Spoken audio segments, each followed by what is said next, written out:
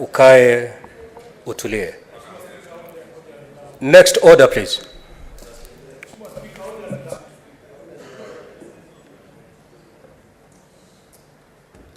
Senator Sifuna. Mheshimiwa Spika, najua kwamba niko kwenye vitabu vyako vibaya, labda hunioni, lakini nilikuwa nataka guidance yako ama mwongozo wako. Kama iwapo seneta atasimama hapa na azungumze na anitaje ama mtaje seneta mwingine, mbona hawezi kupatia yule seneta ambaye ametajwa nafasi ya kujitetea? Kwa sababu uamuzi wako nao ujumuishe maoni ya kila mtu, kwa sababu ndugu yangu Seneta Haji amezungumza na akataja mambo fulani kunihusu mimi kama katibu mkuu wa chama, lakini hujanipa fursa na mimi nizungumzie madai ambayo ametoa kwangu, si kulingana na mada ya barua ya mstahiki kiongozi wa walio wachache, ila masuala ambaye ameyatoa ama madai ambaye ameyatoa kama kwangu mimi binafsi kama katibu mkuu wa chama cha ODM. Na hilo ndio ilikuwa laniwasha hapa Mheshimiwa Spika, na tunafika wakati ambapo tunaona iwapo sheria ni msumeno wa kweli, ukate Sifuna na ukate wale wengine. Lakini mimi naanza kuhisi ni kana kwamba Mheshimiwa Spika, sisi wengine ambao sasa umetuweka pembeni pale, maoni yetu tena hayahitajiki kwenye mijadala katika nyumba hii. Kwa hivyo mimi naomba uamuzi wako. Je, jinsi ambavyo seneta wa Garissa amezungumzia masuala ambayo yanaambatana na mimi mwenyewe kama katibu mkuu wa chama, nitapata fursa gani? Ni baada ama kabla uamuzi ambao unapania kutoa kuhusu swala zima? Asante. Tafadhalini waheshimiwa maseneta, nafikiri hii mada tumejadili na nimezungumza na kikawaambia ni vipi tutaenda kuendelea mbele. Mheshimiwa Seneta Sifuna, nataka nikwambie sasa kwamba wakati nafanya uamuzi, jina lako halitakuwa katika uamuzi ule. Kwa hivyo usiwe na shaka, manake katika maamuzi yangu siendi kwa majina ya senators.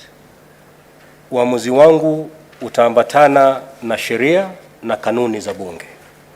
Kwa hivyo usiwe na shaka kwamba pengine katika uamuzi wangu nitakutaja na pengine nizungumze kwamba uchukuliwe nidhamu ama ushtakiwe. Hilo halitafanyika. Kwa hivyo usiwe na wasiwasi wakati nafanya uamuzi wangu. Yale yote yamezungumzwa, nataka nikwambie kwamba hayataguswa katika uamuzi wangu. Uamuzi wangu utaenda kwa kanuni zinazoendesha bunge na sheria ambazo zinaongoza taifa letu la Kenya. Majority Leader. Thank you, Mr. Speaker. I rise to give notices of the following motions. Motion number 1, Mr. Speaker, the approval of the Senate calendar for the second session of the 13th Parliament, that pursuant to Standing Order number 32-1, the Senate approves the calendar, that's for regular session, for the second session of the 13th Parliament, February to December 2023, laid on the table of the Senate on Wednesday, 15th February 2023. 2, approval of Senator David Wafula Wakoli, MP, to serve in the Committee of the Powers and Privileges, that notwithstanding the resolution of the Senate made on 13th October 2022 and 15th November 2022 on the approval of senators to serve in the select committees of the Senate, and pursuant to Section 15(1) B and 2 of the Parliamentary Powers and Privilege Act and the Standing Order number 197 and 199, the Senate approves Senator David Wakoli Wafula, MP, to serve in the Committee of the Powers and Privileges in place of Senator Miraj Abdullahi, MP. 3, approval of changes in the membership of the standing committees. 1, that notwithstanding the resolution of the Senate made on the 13th October 2022 and 15th November 2022 on the approval of senators to serve in the select committees of the Senate, and pursuant to Standing Order number 199, 228 and the fourth schedule to the standing orders, the Senate approves the following senators nominated by the Senate Business Committee to serve in the standing committees of the Senate as follows. A, Standing Committee on Agriculture, Livestock and Fisheries, Senator David Wafula Akoli to replace Senator Maureen Tabitha Mutinda. 2. Standing Committee on Devolution and Intergovernmental Relation, Senator David Wafula Akoli to replace Senator Esther Okenyuri, MP. 3. Standing Committee on Energy, Senator William Kisang Kipkemoi, MP, to replace Senator Veronica W. Minor, MP. 4. Standing Committee on Information, Communication and Technology, the Senator William Kisang Kipkemoi, MP, to replace Senator Gloria Oruoba.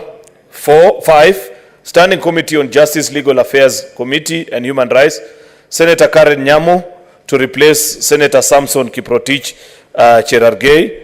6. Standing Committee on Labor and Social Welfare, Senator Gloria Nagoma Oruoba, MP, to replace Senator Karen Nyamu. 7. Standing Committee on Trade, Industrialization and Tourism, Senator Dr.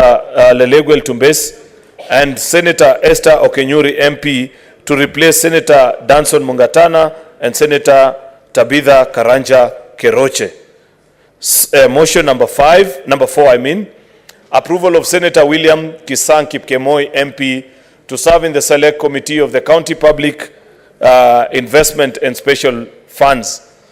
That notwithstanding the resolution of the Senate made on the 19th October 2022 and 15th November 2022 on the approval of senators to serve in the select committees of the Senate, and pursuant to Standing Order number 194, 197 and 199 of the Senate approves Senator William Kisang Kipkemoi, MP, to serve in the County Public Investments and Special Funds Committee in place of Senator James Kamau Murango, MP. Thank you, Mr. Speaker. Next order.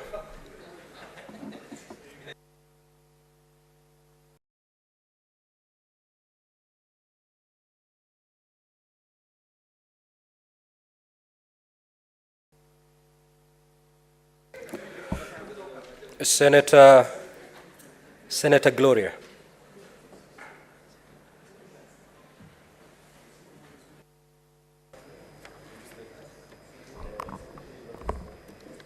Mr. Speaker, I beg to give notice of the following motion.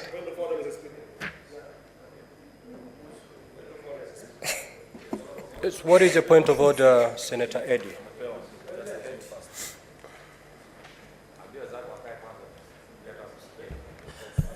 Mr. Speaker, you made a ruling based on a communication that was given to you in what appears as late notification, and the changes that are being made by the other side of the House. Senator Eddy, No, have you just walked it? I'm talking about the order that the majority just talked about But now. As you're raising a point of order, do not Refer to the other one.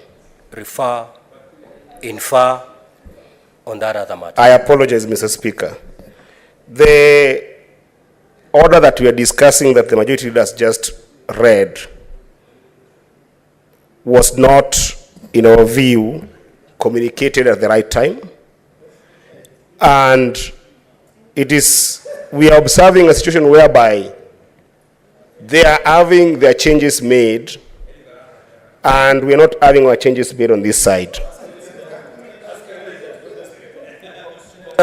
Senator Eddy. Just relax. Senator Eddy. And I think it is important. Senator Eddy, just have a seat. You'll come back. Senator Eddy, just have your seat. When the chair is upstanding, Senator Eddy. Honorable Senators, yesterday we spent time here constituting the Senate Business Committee. After electing the Senate Business Committee, we proceeded to have a first meeting. And in that meeting, SBC looked at the business that is supposed to appear on the floor and on the order paper. One of the business that was passed by SBC to appear on the order paper today is what the majority leader has just read. If indeed the minority side wanted a similar, they had a similar issue like the changes done by the majority side, nothing would have stopped them by putting that before SBC just like the majority side did. In fact, I remember in that meeting, the minority leader asked, and I told him, you can go ahead, go make your changes, and I can even convene an extraordinary SBC so that your changes can be carried in the order paper. That has not been done. So Speaker Eddy, stand guided, please. Whatever you're seeing in the order paper is a product of SBC, not a product of the majority side.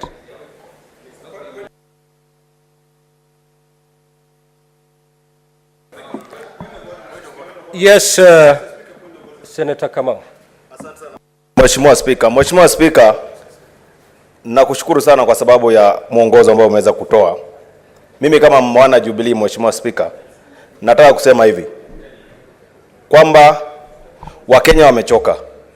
Mheshimiwa Spika, mambo ya maandamano tunasema hatutaki. Mheshimiwa Spika, umetoa uamuzi. Na sasa tunataka, tuko na mambo mengi sana Mheshimiwa Spika ambao sasa tunafaa tufanye hapa. Hawa watu sasa wameanza ku walk out badala tuendelee na kazi ambayo tunafanya tufanye. Senator Kamau, what is your point of order? What is your point of order? Mheshimiwa, nataka kusema hivi. Umetoa mwelekeo, sasa Mheshimiwa Spika tunaomba tuendelee mbele. Wale ambao wanataka kutoka nje, Mheshimiwa Spika watoke, tuache tufanyie wananchi kazi. Senator Gloria. Senator Gloria.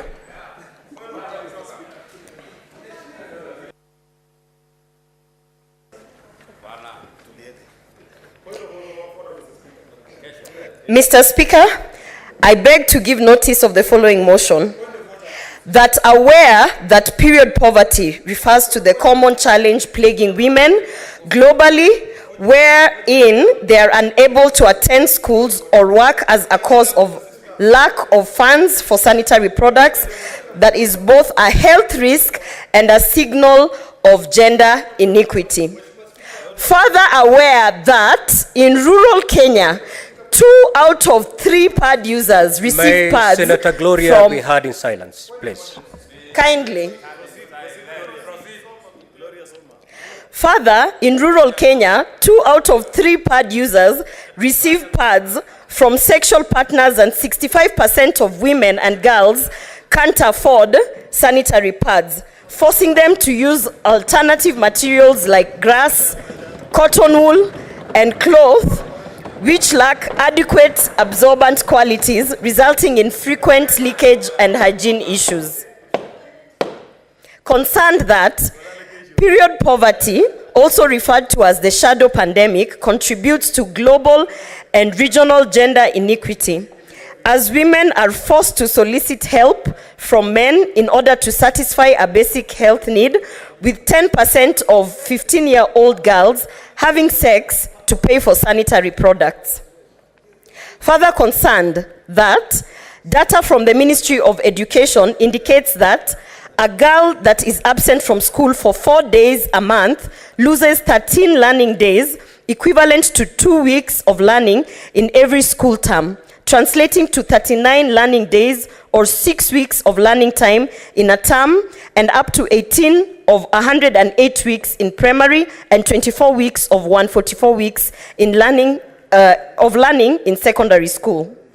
Noting that through the State Department for Gender Affairs was charged with the responsibility of procuring and distributing sanitary towels for 3.7 million girls in public primary schools, special primary and secondary schools in the country at a cost of 470 million during the 2017-2018 financial year, which amount needs to be increased in order to fully address and mitigate the problem. Now, therefore, the Senate resolves that the Ministry of Public Service, Gender and Affirmative Action, in partnership with the Ministry of Education and the Council of Governors, 2, facilitate provision of feminine hygiene products in all public schools.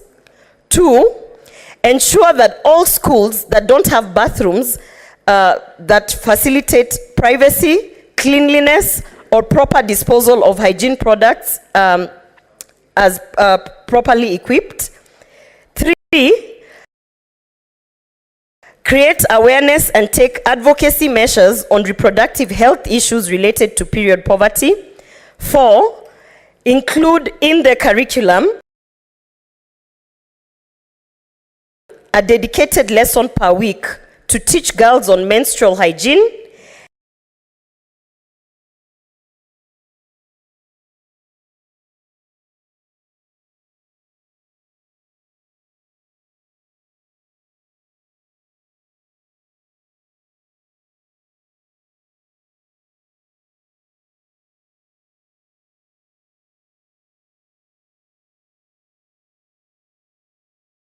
And 5, ensure that sanitary products will be obtainable, timely, consistently, and in a way that respects the dignity of the concerned persons. Thank you.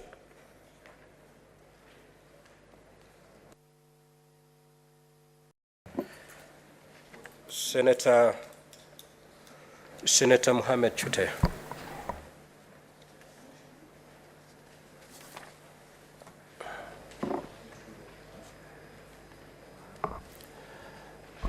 Thank you, Honorable Speaker.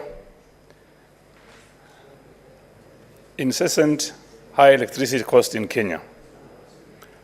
Mr. Speaker, that aware that energy is an essential factor of production and its total consumption is a major determinant of performance of the economy, with cost and reliability spurring or stifling economic growth. Further aware that there has been a significant growth in the demand for electricity in Kenya, driven by the economic growth and increased efforts towards rural electrification, while the supply has been constrained due to, among other factors, the over-reliance of on hydroelectric power generating plants that have been negatively impacted by perennial drought experienced in the country.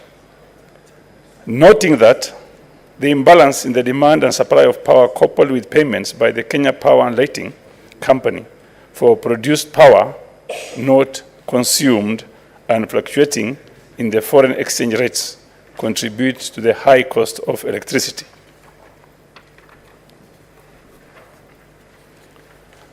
Appreciating that Kenya has made strides in diversifying its power sources with geothermal plants, offering tremendous potential for zero carbon source of power, already producing nearly 1 gigawatts of power.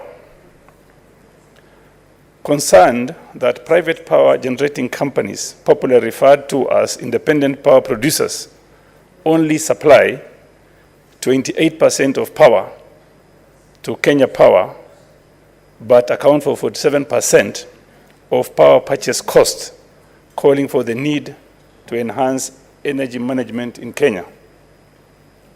Now, therefore, the Senate resolves that A, Standing Committee on Energy to undertake an inquiry into 1, contracts signed by IPPs detailing the cost, capacity, and duration of the contractual agreements and the implications on affordability of electricity in the country. 2, discrepancy in the cost of electricity sold to Kenya Power by Kenyan, imports from Ethiopia, and IPPs. And 3, the diversion of electricity generated by Lake Turkana wind power to the national grid by passing the inadequately supplied northern frontier counties of both Marsabit and Samburu. B, Ministry of Energy to come up with a policy framework aimed at, one, lowering the cost of electricity as a way of addressing the high cost of living, and two, enhancing clean energy by switching to renewable source of energy, such as geothermal power, wind energy, among others, as a way of reducing the carbon footprint. Thank you, Mr. Speaker.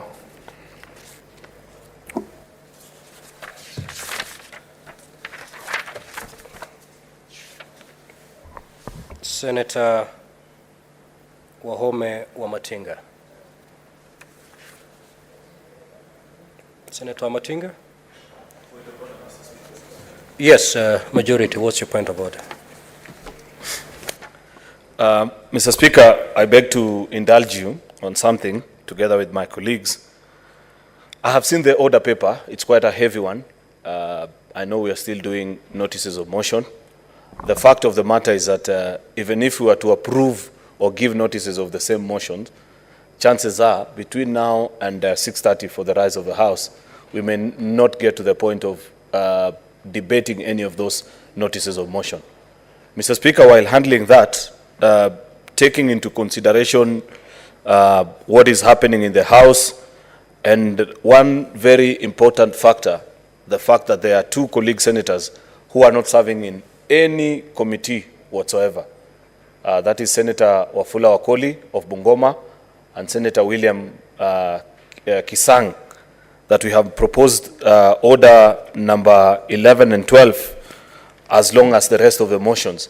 Would I be in order, Mr. Speaker, to request you that we rearrange the order paper this afternoon, allow us to prosecute those particular business in that order once we conclude on those changes that you're making, so that we can allow our committees to work, even as our colleagues on the minority side continue to rearrange themselves and plan the things that they're planning.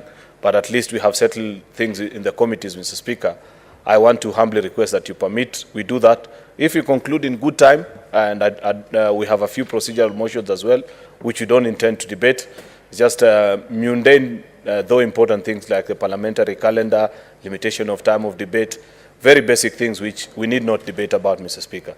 That's my humble request to you, if you so permit. Thank you, Mr. Speaker.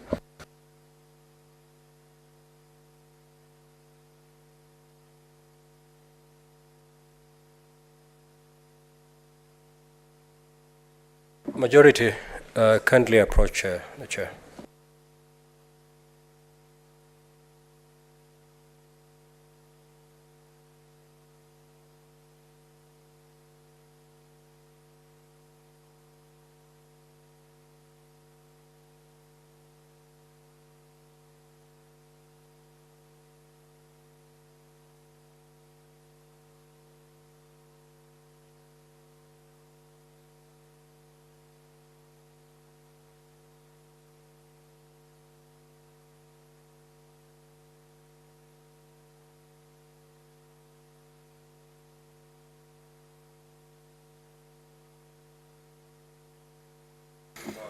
Honorable Senators, after consulting the majority leader, we will proceed with the order paper as drawn.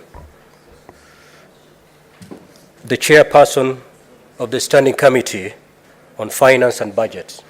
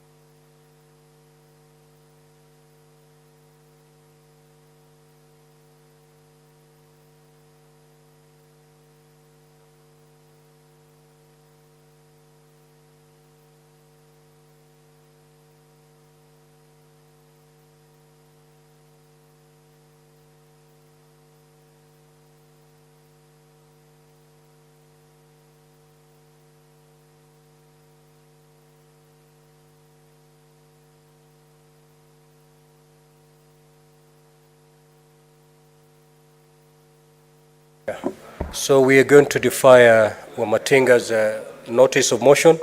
Next order, clerk. Order number 7, statements.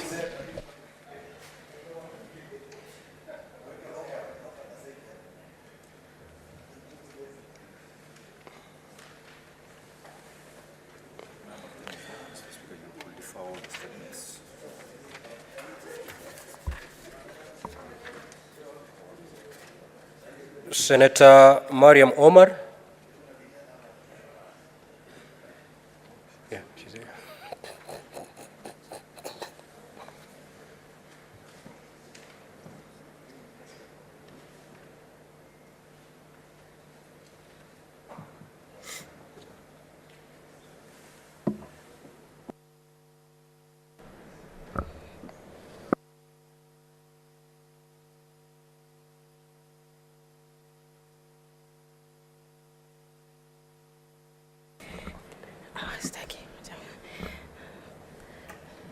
Thank you, Mr. Speaker. I rise pursuant to Standing Order 52.1 to make a statement on the matter of national concern, which is to register my displeasure with the manner in which our public education institutions are treating our Muslim girls in restricting their observance of their faith through banning the wearing of hijab, which is a blatant discrimination in enjoyment of the right to education. Mr. Speaker, whereas Kenya is a secular state, it is not founded on hostility to the region. Rather, the Constitution itself in preamble acknowledges Supreme God and contain in its second schedule the national anthem, which is a prayer invoking God's lordship over the nation. The people of Kenya in preamble to proclaim that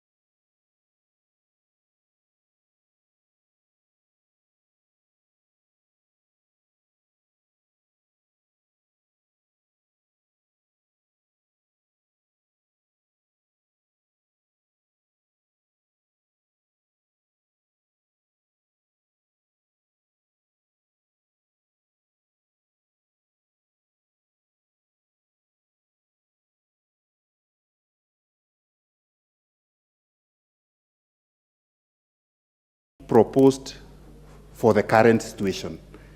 It's a proposal for prosperity. It is not known who will be the leader of opposition in the next 5 years, in the next 10 years. So this position is, let not know any sign of the political divide. Think that this law is being made for a particular person. It is made for an office, and that office can be occupied by anyone in future. So it's good.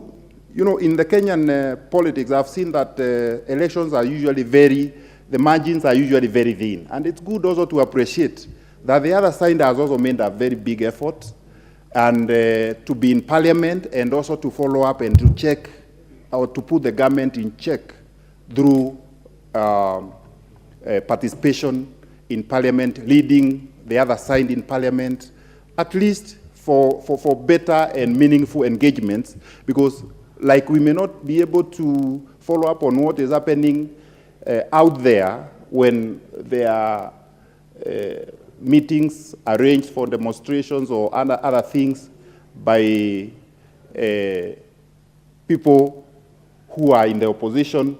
But they are good, they are also doing a good thing, but we may not be able to follow. But when they are here, everyone may be able to follow their points and listen and probably see what can be accommodated and what cannot be accommodated. So it's a right to demonstrate, but at the same time, it would be more important if the issues that are raised can be raised in this parliament through an established office of the leader of opposition.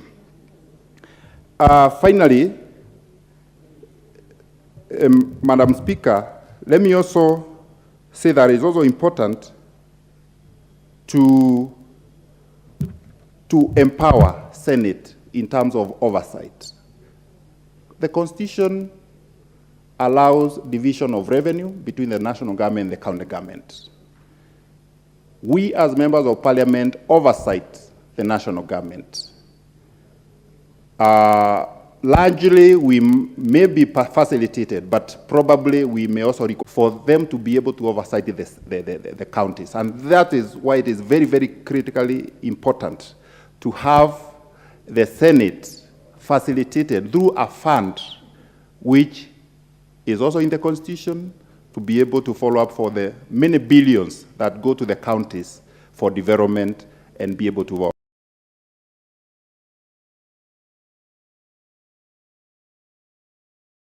oversight. Madam Speaker,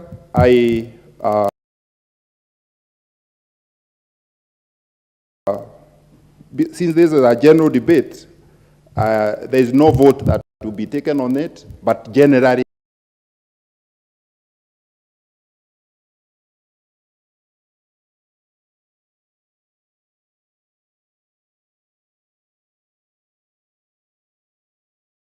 I support the whole idea of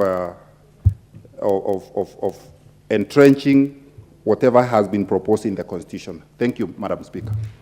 Very well. Member for Mandera South, the Honorable Abdul Haru.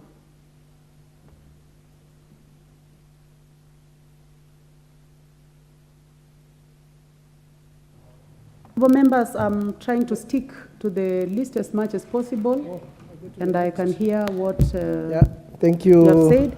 And also, before you speak, I would like to say that I am not going to take the points of order, because I think it's like trying to catch attention. Honorable members, you realize that these members have done a lot of research on this motion, so let us give them enough time to speak.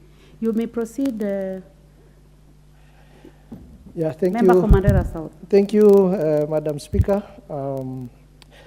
I stand to support this motion, and I thank His Excellency the President for sharing the 4 issues that he has presented in his memorandum.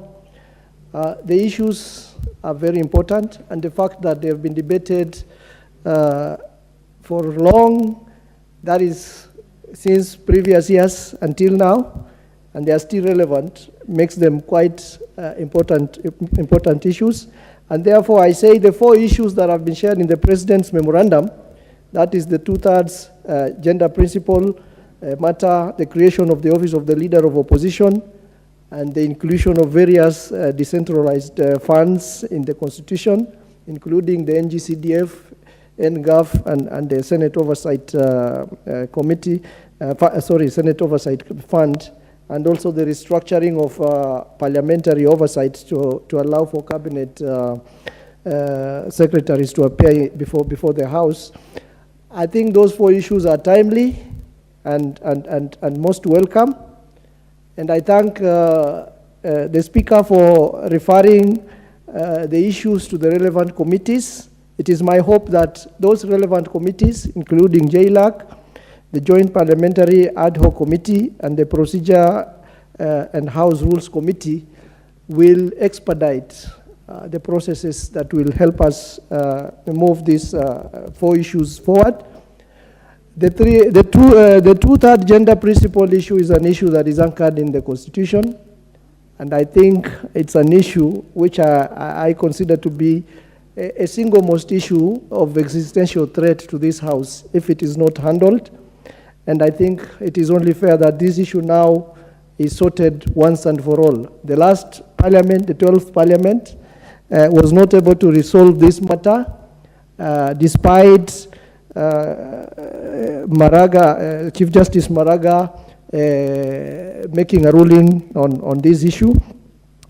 And it is the right time now to make sure this matter is resolved once and for all. The creation of the office of the Leader of the Opposition, like it has been argued by many members here, it's an issue that is not pegged on an individual. It's an issue that is aimed at addressing a lacuna in our laws, in our Constitution.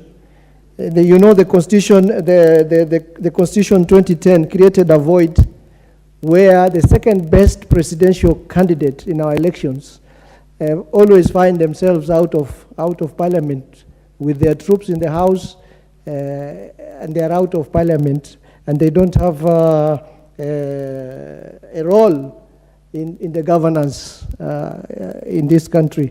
And therefore, it's an issue that is very important. It helps us address some of that lacuna in our law, and it is also an issue of austerity.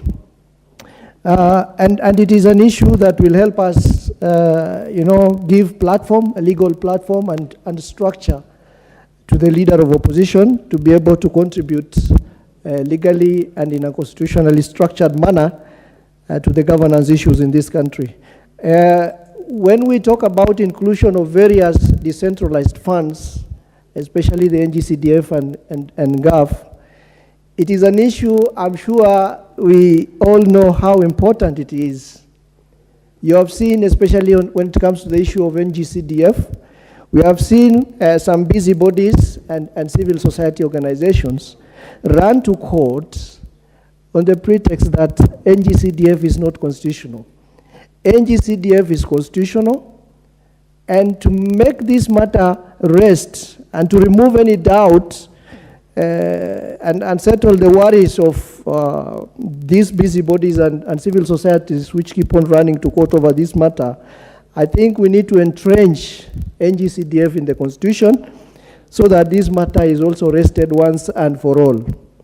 And I think we had already, the Joint Parliamentary Ad Hoc Committee has already made quite some work on this, and it is my hope that the memorandum from the President, which is inclusive of the 4 issues, will not reinvent the wheel when it comes to the matter of NGCDF and NGAF and the Senate Oversight Fund, because the Joint Parliamentary Ad Hoc Committee has already made some good progress on this matter.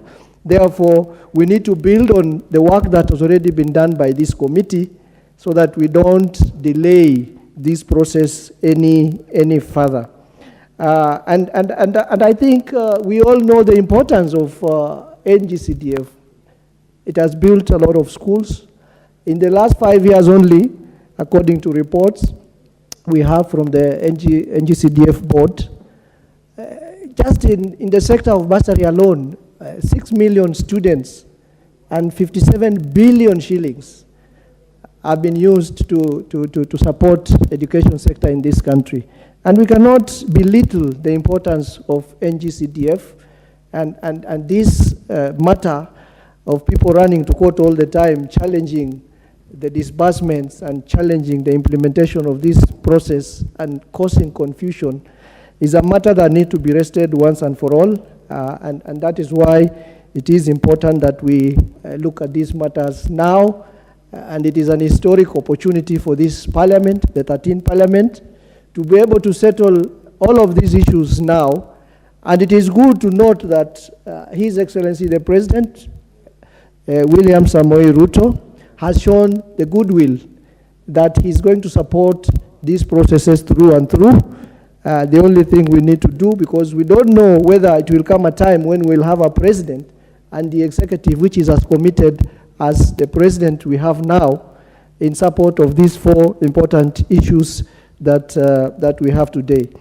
When it comes to the 2/3 gender principle, I think a lot of people have expressed themselves on this. A lot of honorable members have expressed themselves on this. And this matter should not be looked in the lenses, from the lenses of male or female gender. This is an inclusive gender matter. And as it was mentioned by some of the honorable members in the morning, this is a matter which appears today like it is perhaps a gap that needs to be filled by the female gender. But who knows, a few years down the road, we may have a female gender in the majority in this house, and it is the male gender who will require to get the nominations for this. Therefore, I would wish that we look at this matter from that lens, so that we give it the 100% support that it requires, knowing that the shoe, like it was put by another member, the shoe might be on the other foot tomorrow.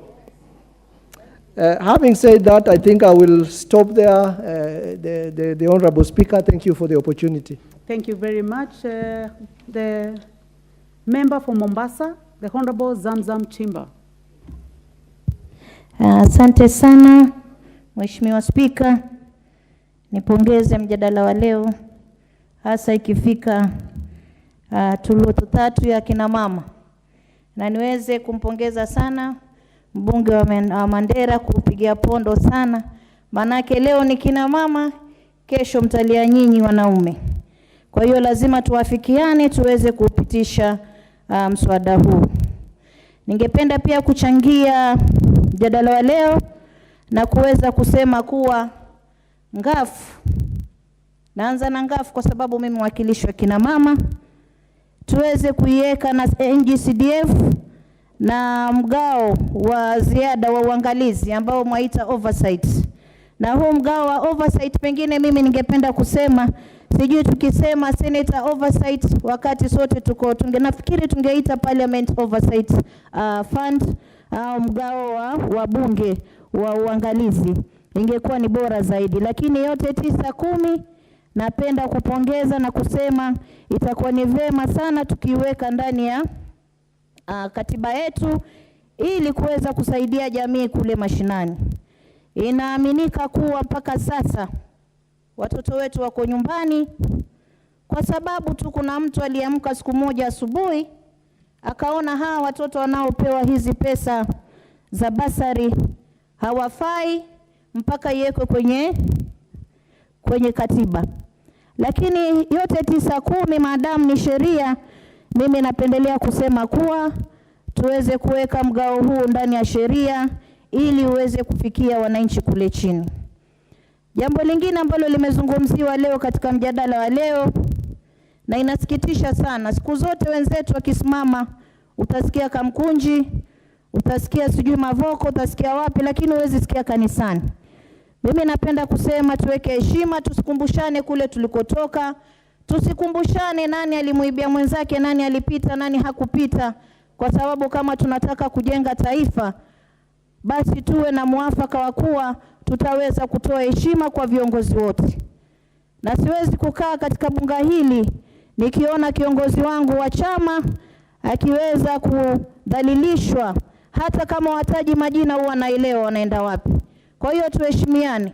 Tumheshimu yule pia alikuwa ni kiongozi ambaye alipigania taifa hili na aliweza kutuletea hii katiba ambayo tunafurahia leo kama kina mama 47 ndani ya bunge. Hii katiba yake ambayo alileta 2010 Bwana Raila aliweza kuipigania. Leo hii tunazungumzia thuluthi mbili ya wanawake ndani ya bunge kwa sababu yake. Ningependa pewe heshima na tuheshimu viongozi wetu wote. Na ningependa kusema, najua wengine pengine wako kule kwenye chai wanaangalia kwenye televisheni, wameweza kumgusagusa hapa, lakini kama mama Mombasa siwezi kubali. Tumheshimu Baba Raila Amolo Odinga kama tunavyostahili kuheshimu viongozi wengine. Na ningependa pia kusema katika serikali iliyoko inasikitisha sana. Leo mjadala ambao umeletwa hapa, mjadala wa kwanza ulikuwa juu ya vyeo. I have a point of order by the Honorable Dende Nyoro, member for Kiharu.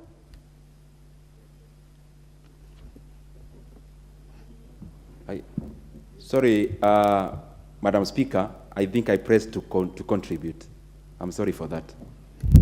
Asante sana ndugu yangu Ndende kwa kuweka wazi. Nikiendelea, ningependa kusema mijadala imeletwa mingi leo katika bunge hili. Ingine imekuwa ni ya kupewa vyeo vya PSC kwa ndugu yetu kipenzi Bwana Mdhama. Tunampenda sana na tunamtakia kila la kheri, lakini awe na jicho la tatu kuangalia pande zote kama alivyosema kiongozi wetu wa wachache katika bunge. Angalie kuwa hata nafasi za kazi zinatolewa pande zote mbili bila kuangalia kabila wala chama wala rangi. Hilo nampongeza sana, lakini masikitiko yangu makubwa ni kuwa Wakenya wanakufa na njaa. Nakumbuka ndugu zetu wa North Eastern, ndugu zetu wa Tana River, ndugu zetu wengi, ukiangalia kila sehemu watu wanakufa njaa. Wakenya wanahangaika. Tukiangalia wanyama wanakufa. Mimi ningependa kama wabunge tuweze kupanua akili zetu. Tuweze kupanua akili zetu kwa upana zaidi na kuhakikisha kuwa wale walotupigia kura kuja hapa katika bunge tunawapa kipaumbele. Chakula na njaa imekuwa baa la kustajabisha sana katika taifa hili, lakini tumelifungia macho.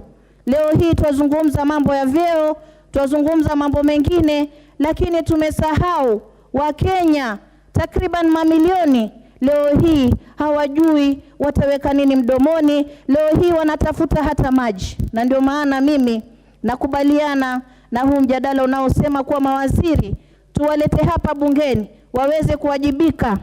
Manake leo tunataka tuwaulize, umepewa waziri wa kilimo, umepewa waziri wa maji, umepanga mikakati gani kama waziri, ama akili yako na kichwa chako umekipanua vipi janga hili la njaa uweze kulipigania, kuhakikisha kuwa leo kule Turkana wanapata chakula, kule North Eastern wanapata chakula, pale Mwakirunge Mombasa tunapata chakula.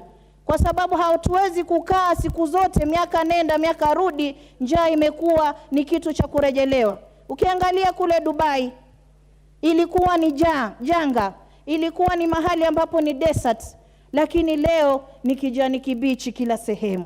Leo Dubai ambayo ilikuwa jua la choma paka katikati ya utosi, leo wanatoa matunda mazuri, wanatoa mboga nzuri tena safi, kwa sababu wamepata viongozi wenye kuvuta msukumo wa akili zao, wenye kuwafikiria wananchi. Kwa miaka 3 Dubai iliyokuwa ni janga, leo imekuwa ni mahali ambapo inatoa uzalishaji wa chakula hata zaidi.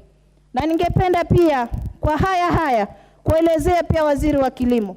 Nimeona pia wakulima wakilalamika kuwa mbolea ambayo ilitolewa bure leo inauzwa 3,500. Sisi tunataka chakula, tunataka Wakenya wapate chakula, lakini maji tumeongeza ushuru, mbolea zinauzwa, mashamba yamekuwa adimu. Tutawezaje kubadilisha maisha ya Wakenya ikiwa sisi tunaweka Wakenya katika hali ngumu zaidi na wakulima? Katika bunge hili la 13 ningeomba tuweze kuweka historia, wabunge wenzangu. Ningependa tuweze kuweka historia ya kuweza kubadilisha maisha ya Kenya. Ningependa tuweke historia ya kuweza kufuata katiba na kuangalia kina mama wamejaa katika bunge hili. Siwezi kutaja kwa majina, lakini leo imesikitisha sana mbunge wa bunge hili ameweza kusema mahali katika mkutano kuwa kina mama watakia nini kujaza ndani ya bunge, watakuja kuwa maflower girl, sijui watakuja kuwa maslay queen. Mimi ningependa kumwambia mahali aliko slay queen, pengine akileta mke wake hapa tuweza mpa hilo jina, lakini kwa sisi hatuheshimu kina mama bunge hili. Hatuja kuja hapa kwa matani. Hatuja kuja hapa kutafutana na watu. Tumekuja kutafutia Wakenya haki zao, tumekuja kuangalia vile tunaweza kuboresha maisha ya wananchi na hadhi ya mama katika taifa hili, hadhi ya mama aweze kuheshimika. Sio popote utakapomwona mwanamke basi wewe unafikiria mambo ya ngono, hapana. Tunataka heshima kwa kina mama. Nikijaribu kumalizia mheshimiwa, ningependa pia katika yale ambayo yamezungumzwa leo ambayo ni ya kuwekwa ndani ya katiba, jambo la IEBC pia liangaliwe. Hatuwezi kusema sisi kila siku tutunga sheria, leo tumpatia kiongozi wa upinzani ofisi yake rasmi katika taifa hili, wakati ambapo pengine kitengo cha IEBC kinaweza kupeleka taifa hili katika vita vya kila siku. Na ndio maana wenzetu leo mutakuwa mwatudhalilisha, mwatuita majina yote, the Kamkunjis, the Mavokos, lakini it ends with IEBC. Sisi tunataka usawa. Leo nikiumwa mimi, ukinicheka jua kesho utaumwa wewe. Kwa hiyo ikiwa wanaweza kuweka sawa IEBC iweze kuhudumikia Wakenya kwa usawa, tuweze kupata haki ya kila mmoja. Leo mama Zamzam nikianguka nijue nimeanguka kwa haki. Leo dadangu Nyakaira kianguka ajue ameanguka kwa haki. Lakini mambo ya kufanya filfinyange kisha Kenya ingie kwenye mtihani hatuwezi kubali. Naona muda unasi, lakini leo kama mama Mombasa naweza kuunga mjadala huu wa leo wa kuweza kuweka ofisi rasmi ya upinzani na kuweza kuweka two-thirds gender katika katiba hili. Naaminika kuwa naweza na tunaweza tukatimiza kwa pamoja. Asanteni sana na Mungu atubariki sote. Very well. Member for Mombasa. The Honorable Kaluma. Thank you very much, Madam Speaker. Madam Speaker, we don't have a substantive bill before us. So, His Excellency the President is inviting us to share our thoughts and insights on these matters His Excellency remitted to the Speaker of this Honorable House. And so I'll keep to that, devoid of politics, Madam Speaker. Madam Speaker, on this first issue on implementation of two and the advice by the former Chief Justice to the President related and concerned the 12th Parliament, it is not an issue. Were anybody to seek to dissolve this Parliament, that person has to take a case to the High Court and have it rise to the Supreme Court or go to the Supreme Court on advisory opinion. And I'm saying that based on law and based on the fact that that advisory was made before this Parliament came into being, and it was not known how this Parliament would be composed. Number two, Madam Speaker, the measures the President proposes, and I know the President as a technical legal team advising on these proposals. Those measures, Madam Speaker, will still not help us to realize the two-third gender principle. Madam Speaker, the two-third gender principle begins its anchorage on Article 27 of the Constitution, dealing with the doctrine of equality and non-discrimination. Madam Speaker, the problem with two-third gender principle, and I'm not saying I'm opposed to it. I'm the son of a woman, the grandson of a woman, the father of a woman, and the husband of a woman, and the brother of women, several of them. So I support it. And I want our female gender, just as the male gender, to be in the leadership space, because their contributions are both valuable. The problem with the realization of the two-third gender principle is about the electoral system instituted by our Constitution, particularly at Article 38. Madam Speaker, everybody is entitled, under that article dealing with political rights, to stand for elections, to register to vote, and to vote whoever they want. And so that provision institutes what we call, Honorable Speaker, the first past, the post principle of elections, where people seek seats and the citizens the citizens within the various constituencies elect whoever they want. You cannot realize any specific gender quota, be it 1/3, be it 2/3, be it 1/2 principle in such a system. And Madam Speaker, I wanted to explain to members that go to the system in South Africa, where they've realized it. Go to the system in Rwanda, where they've realized it.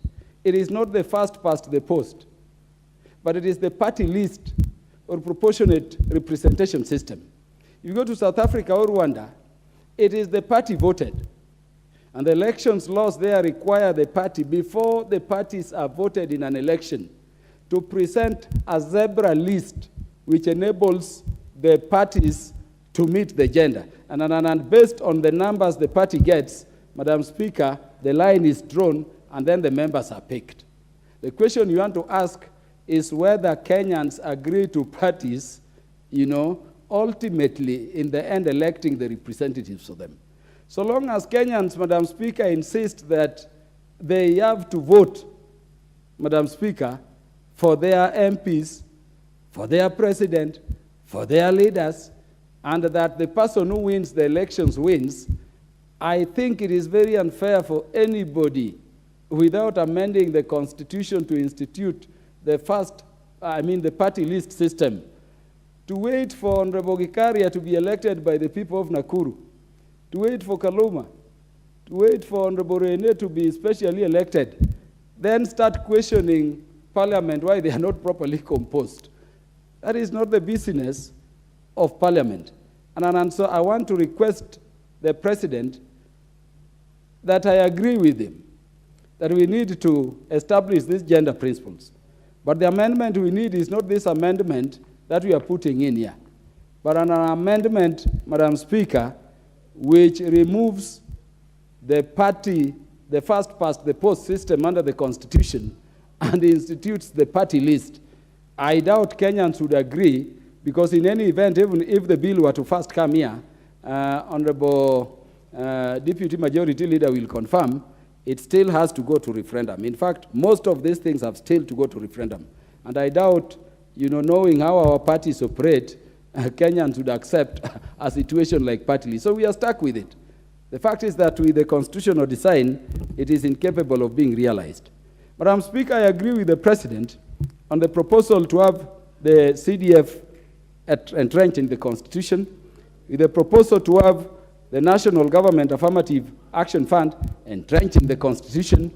Save to add, Madam Speaker, that we are not seeking this entrenchment because the current CDF Act or the law underpinning the National Government Affirmative Action Fund is in any way unconstitutional. I think what we need to do is to have the teams in court explain it to court that the time has come for the court to tell those Kenyans who believe only CDF ONGAF should be litigated to find other business to do. And I think that is the direction we are going. We are seeking to entrench it so that it is firmly secured and so that those benefits can continue to exist beyond the wishes of Parliament and the executive per time. But Madam Speaker, I have a problem with this proposal relating to Senate Oversight Fund. Whether we call it Senate Oversight Fund, whether we call it Parliamentary Oversight Fund, Madam Speaker, it will run afoul of the Constitution. And I know Honorable Joanna Ngeno will agree with me. And this is not to say, Madam Speaker, that I'm opposed to senators being facilitated better. Madam Speaker, the remuneration of any public or state officers is to enable them discharge their functions. Whether we call ourselves members of Parliament, whether we call others members of National Assembly, if you look at Article 260 of the Constitution, our title is members of Parliament. The roles of a member of Parliament run from Article 93 to Article 96. And what are they in summary at Article 94, Honorable Speaker? The roles of a member of Parliament, whether in the Senate or in the National Assembly, are legislation, representation, and of course oversight, whether of state officers or of budget, and a bit of appropriation. Madam Speaker, our salary, the salary of the Senate, if it is small, if it is big, it is to enable them discharge those roles. You want to ask yourself the question, if we were to create the Parliamentary Oversight Fund, what will stop us from creating Parliamentary Legislation Fund, Parliamentary Representation Fund? Then Honorable Ndindi Nyoro will be asking you, then what will you be getting your salary for? Because you've created separate funds to do these things. Anybody taking that bill, if it were to be proposed to the Constitutional Court or to the Supreme Court, will get the entire bill collapsed before it is debated. The way to go, and I'm saying this because Parliament, the President proposed that we find a way to facilitate the Houses of Parliament better. If it is salary which is low, let us get the Salaries and Remuneration Commission to create a leeway, whether it is for the Senate or members of Parliament in the National Assembly. If it is about facilitation, Parliament as an entity, Honorable Speaker, already has the power to budget. Let us have a budget line under the PSC whose duty it is to facilitate and to cater for the welfare of the members, so that that budget, whether we said the senators will be getting more in terms of the people they employ or the facilitation, we budget for it straight away and it goes outside there. Otherwise, this thing we are calling Senate Oversight Fund will not work. Honorable Speaker, the leader of official opposition cannot exist in a presidential system. And the leader of official opposition cannot exist absent the Prime Minister on the other side. Either way, this is going to change the structure and the functioning of Parliament. You want to ask yourself, Honorable Speaker, if you have the leader of official opposition, what would the minority leader be doing there? What would be the majority leader if the Prime Minister should be there? The way to go is that we have to make a decision whether we have a parliamentary system or we want a presidential system. We are happy that ministers should be coming here, Honorable Speaker, and this is important for me. But we should be careful, because members of Parliament, if you are not careful, we will kill all the committees, and that the committees will have no work.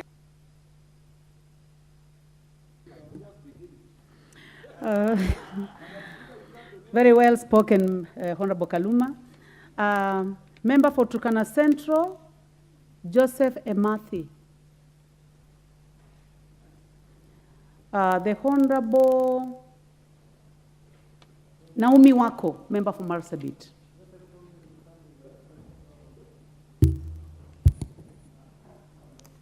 Thank you, Madam Speaker, for allowing me to add my voice to this very important debate that is going on. And from the onset, I want to say that I support the motion on the memorandum that the President has written to us, seeking our attention and also support. Madam Speaker, I support this motion because it touches on the areas that are very important to us as members of Parliament and as leaders of this country. I want to start with the affirmative action for NG, CDF, NGAF, and Senate oversight. I was in Senate, the 12th Parliament, as nominated senator, and the 5 years ended while we were pushing for this. The challenges the senators go through, they are supposed to oversight billions and billions of money when they have not even been facilitated. And unless they are facilitated, the corruption we are talking about, the mismanagement of funds, and all the things that we hear happening in the counties will not be controlled unless the senators will be empowered so that they can do their oversight their oversight role. So for that, I support that. I am of the view that the senators be given the oversight fund so that they can be facilitated and that can help them to be more effective. Within GAF, it is now about 6-7 months since we were elected, but unfortunately up to today, we have not received the GAF funds.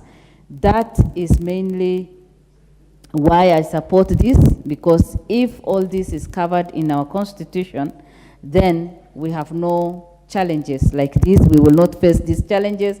We'll be able to be more effective, and we will have something that will, support us, and women will come without any worries, serve and do their work even at the grassroots without any problem. And so even with the NGCDF funds, we know that many students have been supported through these funds, many vulnerable children. When you look at the NGAF funds and the CDF fund, Madam Speaker, what I want to say here is that CDF covers a constituency, while NGAF covers the entire county. And what we have seen happening in our country, or the practice as at now, is the same amount of money that an area MP gets is the same amount of money given as women representative. And that then confuses us, because you cannot compare a single constituency with 4 or 5 or 6 different constituencies in a county. When we amend this or bring this into our constitution, our interest will be taken care of, and even GAF fund will be well covered, and that then means that women will also get the funds that are relevant to their service, and that will help them to do their work effectively. Madam Speaker, on the issue of cabinet secretaries, there may be a gap between us and the cabinet secretaries, simply because some of them are not even known well by the members of the parliament. During the vetting, the CSS appear before their committees, but they are not known to everybody. So by them appearing, we will be able to create that good working relationship. We'll be able to talk to one another. We'll be able to have dialogue. We'll be able to bring issues that affect our country and also challenge them on the floor of the House.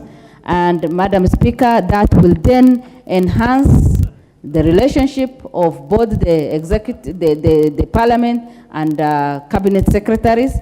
It will also help us to be more effective, and even the CSS will be more effective.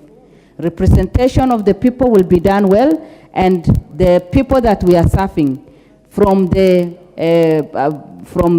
conversation that goes on and the debate and the questions that will be raised, they will see that their areas are well represented and the questions asked and answered very well. Unlike now, when maybe some of the CSS are not even known by the members of Parliament. Again, on the position of the opposition leader, what I want to say is, for many years, we've had, of course, since independence, we've had this great nation that we all love and enjoy serving. But from the time that the opposition, when we started practicing multi-party issue, the leaders of opposition have always suffered, because they use their money, they do their campaigns, and immediately after the campaigns and elections are done, they are forgotten.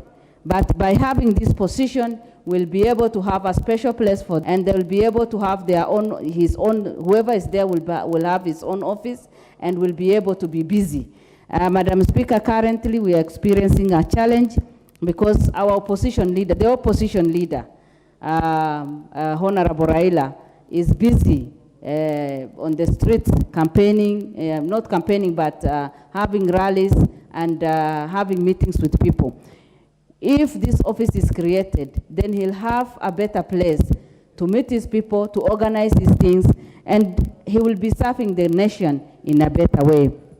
So having the place for opposition leader in Parliament is something that is good, and we need to accept and move on with it. Madam Speaker, we know very well that where there is no vision, people perish. If we continue the way we are, we may not get anywhere. But allowing and embracing and giving them the opportunity to serve the country better by challenging our government and maybe even the government to come in future, that will be a good thing to practice. Now, I want to mention something on the issue of two-third gender. Madam Speaker, this is something that we as women leaders have been fighting for and have been praying for. Today it is us, yes, but tomorrow, 10 years down the line, you do not know. Maybe we'll be sympathizing with the male gender. When we first started the debate of two-third gender, we thought that many people are supporting us. In fact, in 12th Parliament, Honorable Duale was very, very passionate, and together with many other members of Parliament, they were very passionate. They tried to support us. We had many breakfasts, but at the end of the day, we didn't succeed. And if our president is the one now to initiate the entire process, I think as women leaders, we should just run with the whole idea and see how best we can capture and, grab the opportunity and succeed in this, because it is long overdue. Our women have done a lot for this country to be where we are. When you look at the performance of women in every office or in everywhere where they serve, you cannot compare. They give their best and they serve the nation with a lot of passion. But when it comes to this, it has been very difficult, because when it comes to election, women face a lot of challenges because our campaigns are money-based and financed very well. And women have no much money, and so they face a lot of challenges and intimidated in many ways. But when we put this in place, then it will help women to get into power without much problem. And Madam Speaker, I just want to conclude by saying, I challenge the women in this House and even everywhere so that we can support this motion so that it succeeds, and then we will be proud that our government has taken care of us, and we will catch up with the rest of East Africa and African countries that have gone before us and embraced the leadership of women in a better way. I support this motion and I thank you. Very well. The member for Dagoretti North, Honorable Beatrice Elachi. Thank you, Madam Speaker. I also rise to speak on the message by the President on these opportunities that we have been given to discuss. Madam Speaker, on the onset, being a woman who started as a woman leader in this country in training women, not just outside, but also women in Parliament, I think one of the things that we have really talked about in this country until we've arrived to a level of passing the new constitution in 2010, when we thought, Madam Speaker, we will achieve now the issue of the two-thirds gender rule and move on as a country, as we even in the 11th Parliament had an opportunity to see all the bills that were to open space in terms of the new constitution being passed by this House. And at that time, we were unable completely, Madam Speaker, to even just touch 100, Article 81, Article 27, all of them speaking about the affirmative action and the two-thirds gender rule. As we appreciate and thank the President for bringing in the messages, we again find ourselves, and I just want to speak very candid, Madam Speaker, as women, because again, the matter has been put into too many issues. And with these issues, you will find ourselves again losing this proposal if we are not careful and if we do not look at it as a House to agree that some of these issues can move on. Since we have the ad hoc committee that had started the process of CDF and all that, can be a good avenue to deal with the issues of CDF. And we remain with a few issues, which is the two-thirds gender rule, on this proposal for it to work. But having said that, Madam Speaker, I think when I look at one, the issue of the two-thirds that has been brought in, and I think with good intentions, But I think also those who advised the president could have read and realized you have now picked on Article 27 of the Constitution, which is within the Bill of Rights. And that is why everyone is now talking about this referendum, because it's in the Bill of Rights. And anything that touches on the Bill of Rights, Kenyans themselves said you cannot implement without taking it to a referendum. And therefore, we might find ourselves thanking, but then again being short, that we cannot do it until we get to a referendum. So, Madam Speaker, when you look at 27.8, it is very clear, and I know when you read word by word, it speaks on, in addition to the measures contemplated in Clause 6, the state shall take legislative and other measures to implement the principle that not more than 2/3 of the members of elective or appointive bodies shall be of the same gender. Now, the moment you bring that again, then you ask yourself, when we are going to nominate the women, how is it going to work? Yet we are supposed to push it through political parties so that it becomes elective. So we would want to really, when we are canvassing now the real bill, it has to come out very clear so that as women, we don't start a journey again and find ourselves with the way we pushed with Duale 1, Duale 2, Duale 6, and we ended up with the same results. Madam Speaker, when you look at the issue, and this issue of the opposition office, I think, Madam Speaker, we must agree. Sometimes this House, we have to have our own mind and agree we are legislators. And where we feel things have not gone right, we don't need to just say they are right. We are a presidential system. It is Kenyans who agreed on a presidential system. Let them feel. The day they will go to another referendum, they will take us to a parliamentary system. But for now, let us tell Kenyans, whether you like your opposition leader or what, you cannot entrench it here because we are in a presidential system. We borrowed the American system. We have to live with it. There's no opposition leader in America. There's none. Trump is not there. There's majority and minority. And we must accept that.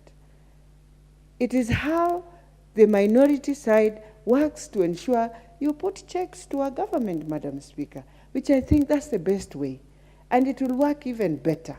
So if we try and bring this, then now everyone will be saying, we need a prime minister. And we will have to now formulate again something to make sure there's a prime minister.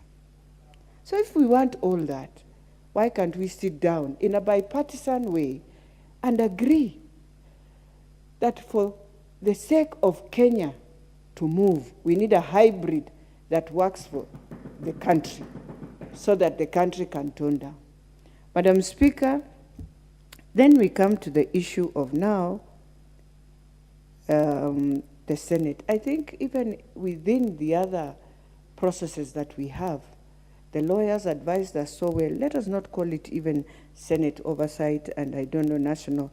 Let us just call it parliamentary oversight if we want to get it right and not to have ourselves in a lot of questions and then not bringing again back the sibling rivalry that we've always had with Senate. We want to finalize this, let us make it clean. And so because this is not a motion or these are not proposals, this is a message the president wants us to ventilate on it, bring in good ideas and build. And I'm hoping all that we are saying, Madam Speaker, is being picked so that when now the real time will come for all this, we are able to work around. I know the Supreme Court has spoken. They have said we can be, yes, but let us do it then in the right way. They have also given us that time to do it in the right way. They have not come to us and say, just do it for the sake of doing. So, Madam Speaker, as we speak on this matter, and we have to ask also our chairs of JLAC and the ad hoc committee, I hope we are also not in a process to derail so that these things find themselves at each other. I am hoping the process we had started on the joint committee that Parliament had approved on our funds should proceed. And we should stop delaying it and now derailing it in this. It will be very unfair for this House that we were given an opportunity to go and come up on how we can pass the funds that are supposed to support this Parliament and GAF and Senate. And now we have dragged ourselves back on the drawing board. We are about to start another process. Then we will reach a point and say, oh, these processes are the same. We need to merge them. It will be so unfortunate for this House. Can we stand firm with what we started on the issue of our funds? We deal with our funds as we await on this. And this is a process we also need to ask ourselves whether we want to see all these processes together, all these issues being put into one bill. If it goes in one bill, we are going to shoot ourselves. We shall be forced in the end to take all these issues to a referendum. And that will be very sad for this House. So let us also be an arm of legislators that believe in themselves, that you can legislate and things can move. Madam Speaker, you find that today we have left the courts to legislate. The other day, there was just a very interesting ruling where the courts just decided in finality that I think there were clinical doctors or what of Nairobi, they don't need to be paying. They were exempted out of the license that they are normally given by the county. So you wonder, how then are you going to move and how then? So Madam Speaker, as we speak on this, I am hoping for the last, women will achieve the 2/3 gender rule, but in the right way, and I hope this House will do that. Thank you, Madam Speaker. Thank you. The member for Baringo North, the Honorable Joseph Makelao. Thank you, Madam Speaker. I want to start from the onset that the President had very good ideas by submitting this memoranda. But his advisors were not able to separate the beans and the maize. And I want to start with a position of leader of opposition.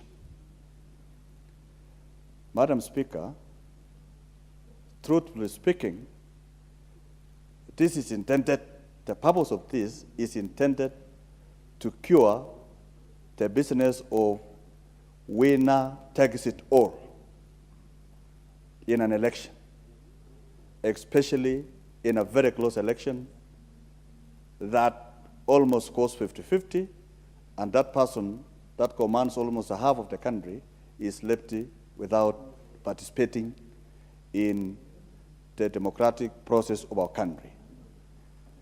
Madam Speaker, I agree that this matter could become very difficult.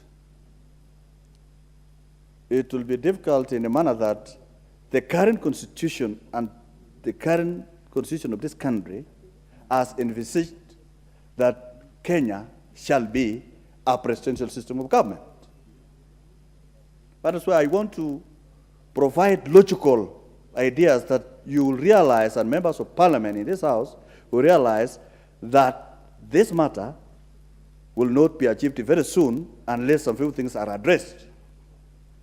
Madam Speaker, under this system, you can have a president who has won the elections of a country, but it doesn't have the numbers in parliament.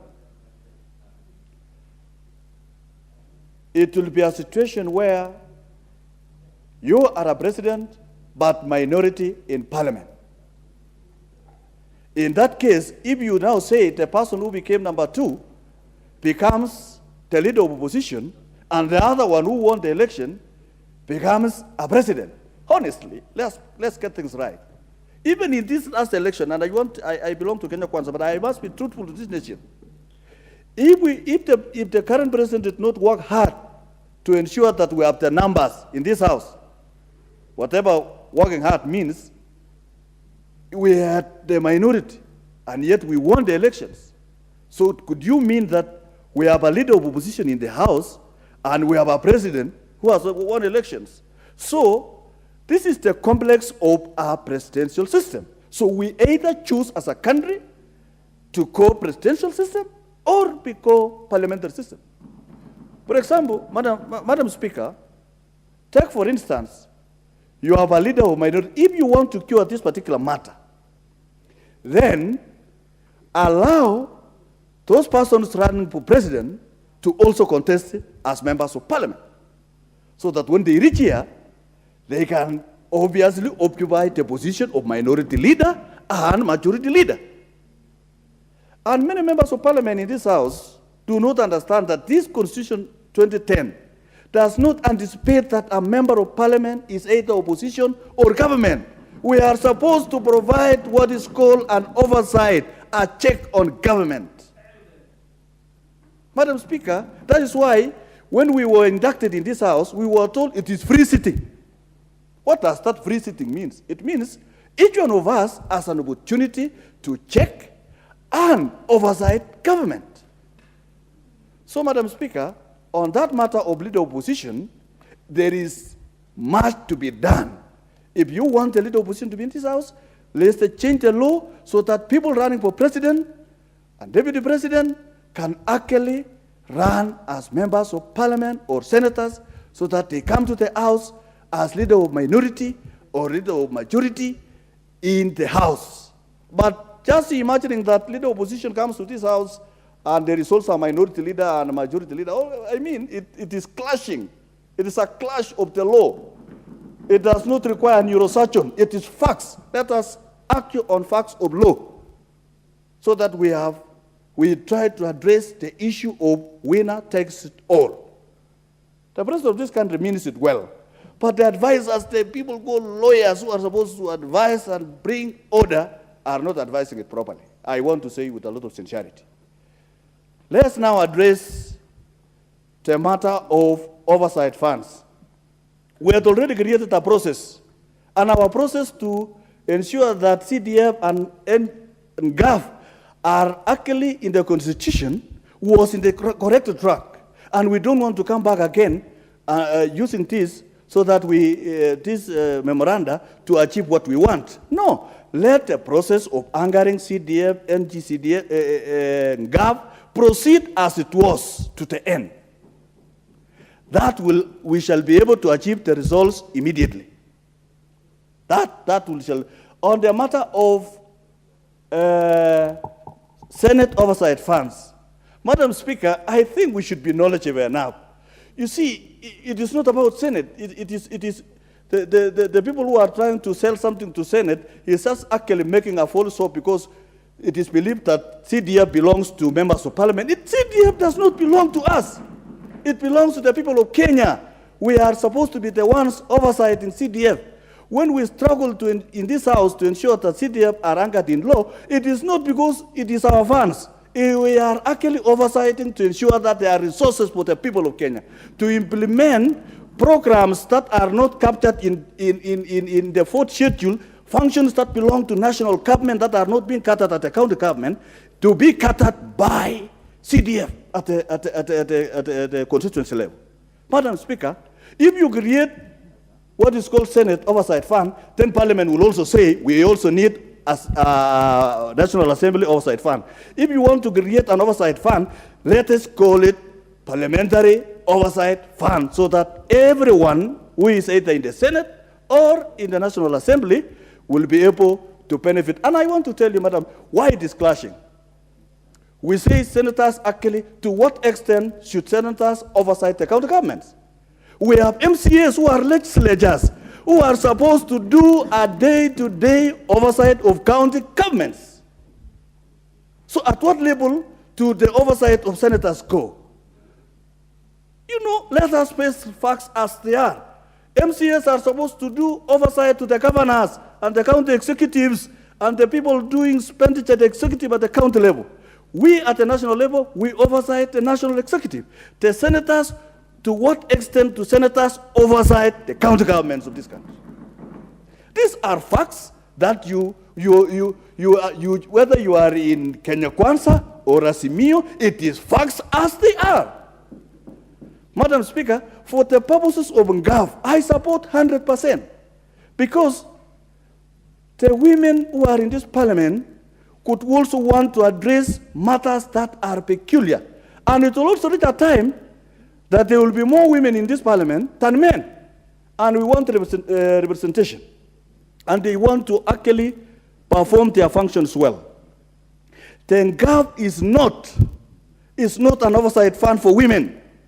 It is a fund that women in parliament are oversighting, trying to address inadequacies on the ground that affects children, affects women, affects people of all nature. Madam Speaker, those are facts. On the issue of two-third gender rule, Madam Speaker, I want us to be alive to Article 38. Every Kenyan has a right, Bill of Rights. Do we then want to go for referendum? Because anything on Bill of Rights, you will have to go to a referendum. It will not go to a parliamentary initiative. What does that mean? We don't want to do the bing-bong business of the other day, saying we don't want what was popularly called the thing that was rejected. It is the change of the constitution. So, Madam Speaker, to address the gender rule in this house, it must be addressed outside the confines of the constitution through articles of parliament within the confines of IPC and political parties of Kenya. Madam Speaker, I think the people that this matter will be placed, we need to sit down as a nation to realign so that it will be a win-win for Kenya, not again messing up the constitution that we came in 2010. Madam Speaker, the President has very good intentions, but we need to realign, adjust to fit the system. Thank you, Madam Speaker. Very well.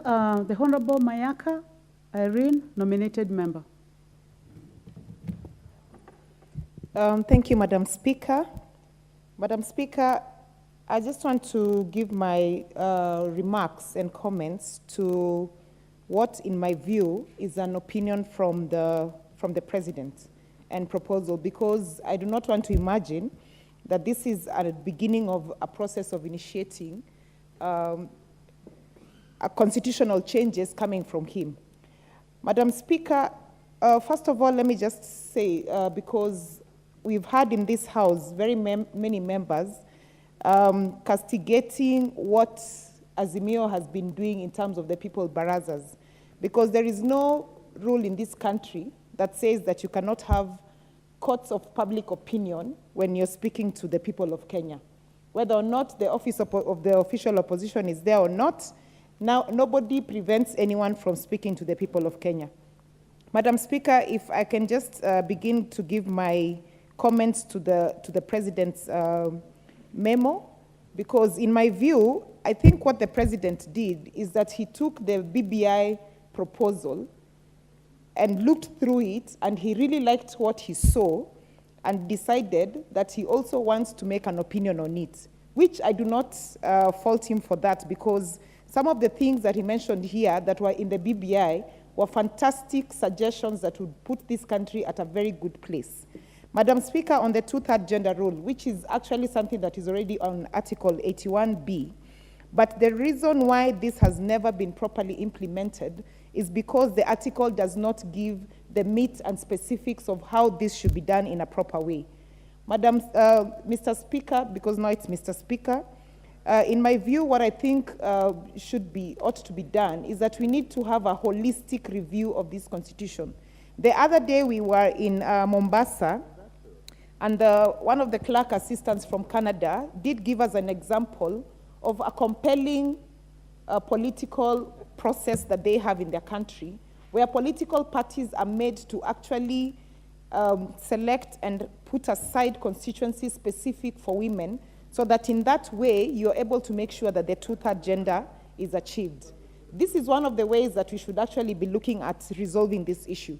Because, Mr. Speaker, we have had the affirmative action, women coming through the affirmative action, who have been fantastic examples, who have gone on to not only get elected, but others have even gone on to be elected as governor, like, for example, Her Excellency Cecile Mbarire, Millie Mabona, Martha, just to name but a few.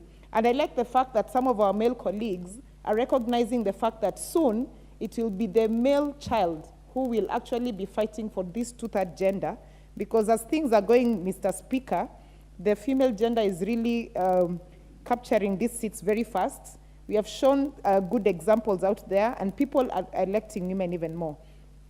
Mr. Speaker, if I can just give my comments on the official opposition. Again, back to the BBI.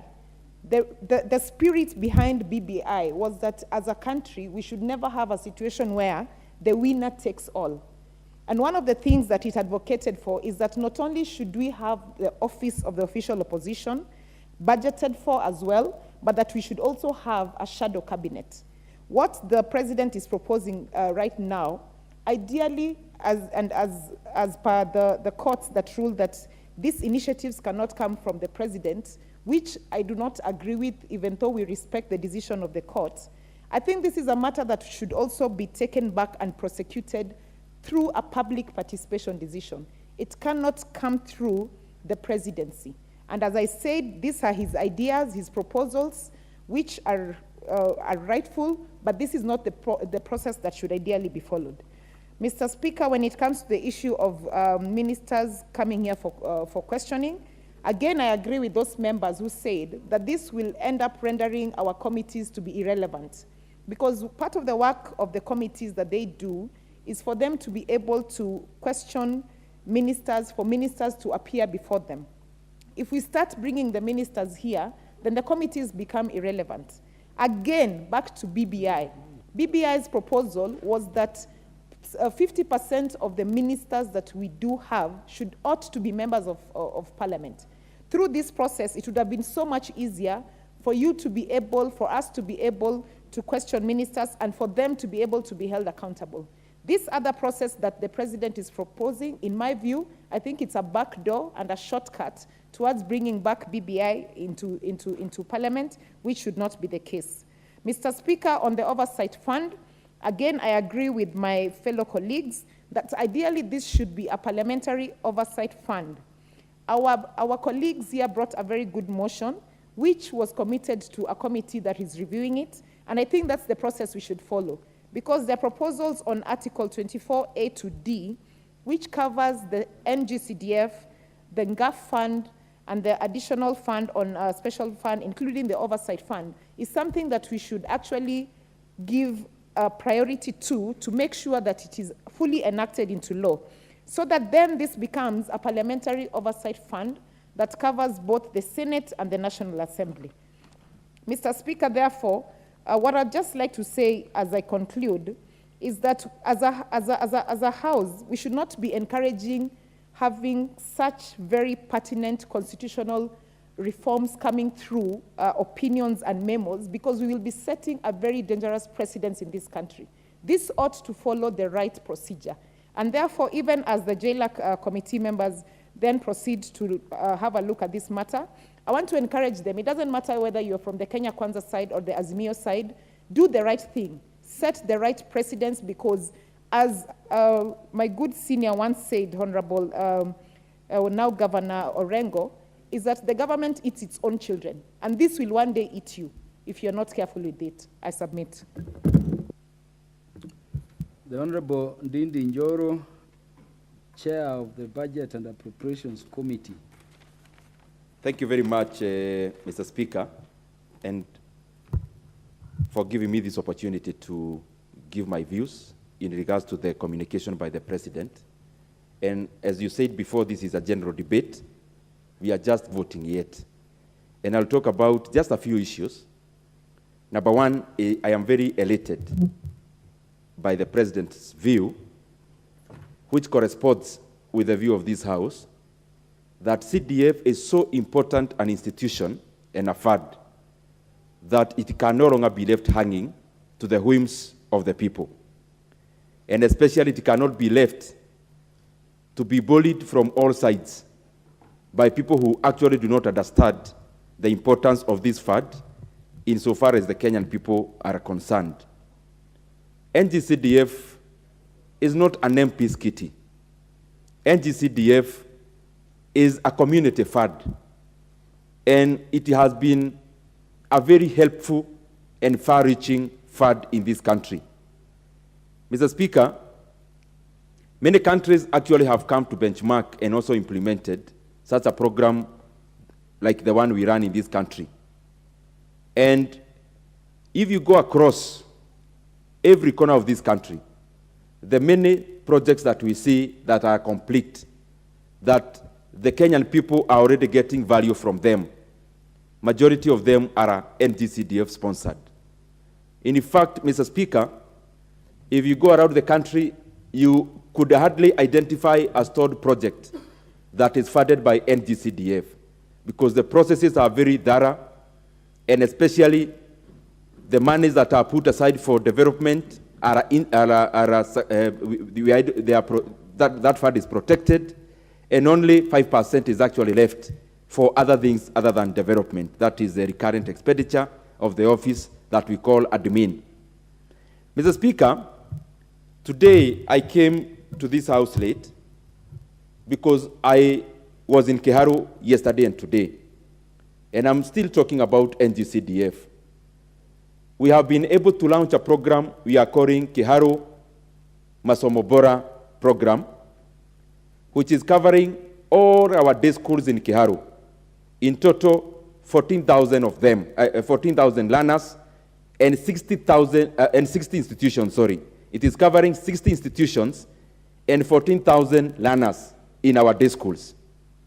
And through NGCDF, we have been able to optimize the fees, the requirements of the school, and the money that is required, to the point where we have been able to scale down the fees payable by the parents per student to only 1,000 per term. Only 1,000 per term, Mr. Speaker. And the way we have done this is to optimize the supplies that the schools get, so that if we pull CDF money and resources together, then we are able to aggregate all the supplies in terms of, for example, stationery and other educational needs, and also meals. Out of only that 1,000, because of the help of Kiharu NGCDF and other stakeholders, Mr. Speaker, all the learners will be able to take 10 o'clock tea or uji in school. They'll be able to get lunch. Lunch which is actually not just githeri every day, but only 3 days githeri and 3 days rice. And we are also providing lunch, including 10 o'clock meal, uji or tea, even on Saturdays, so that all the learners can remain in school actually 6 days a week. I'm talking about Kiharu because this is an NGCDF project, Mr. Speaker. And there are many such kind of projects across the country where, because of the thorough oversight by these members of this House, that these monies are able to reach to the corners where actually the people need government support and government resources. And therefore, putting NGCDF and anchoring the same in the Constitution is a very noble project that we undertake, like the one I've just talked about, like Kiharu Masomo Bora program, will need to be sustainable. And for sustainability of the NGCDF programs and projects, then we need to be sure that this kitty is here for posterity for many years to come, because the kind of plans we do are not just plans for today, but plans for tomorrow and the other day and next year and to the future. Secondly, Mr. Speaker, I want to say something about Senate Oversight Fund. Mr. Speaker, I have a privilege to be serving this House and the Kenyan people in the Budget Committee. We appropriate over 7 things that goes to our counties. And Mr. Speaker, some of these monies can unlock our local economies, our village economies, our taxonomies across all counties. These funds are expended in a manner that will stimulate. But unfortunately, the bulk of this money goes into paying